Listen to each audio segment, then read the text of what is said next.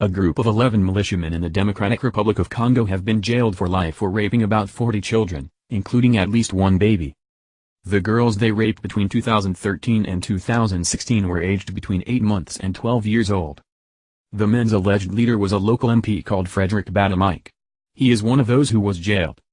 Local campaigners hailed the verdict against the men as a sign that impunity for sexual violence was ending.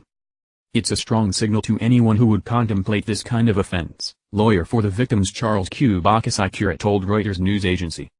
The verdict for what was ruled to be a crime against humanity was heard in a packed courtroom in Kavumu, in South Kivu in the east of the country. A military tribunal ruled that the men from the Shiyasu, Army of Jesus, militia should be sentenced to life in prison for the crime against humanity by rape and murder. The men were also convicted of murder, membership in a rebel movement and illegal weapons possession. A total of 18 had been tried but 2 were sentenced to just 1 year in jail, while 5 were acquitted. Many of the assaults happened at night. The men were alleged to believe that the blood of virgins would grant them supernatural protection. Gynecologist Denis Mukwege, who has developed expertise in the treatment of serious sexual injuries in the Dr. Congo where rape is used as a weapon of war, reported a wave of incidents to the authorities in 2015. The people they raped have been allocated $5,000 each in compensation, with $15,000 going to the families of those who the militia murdered, advocacy groups said.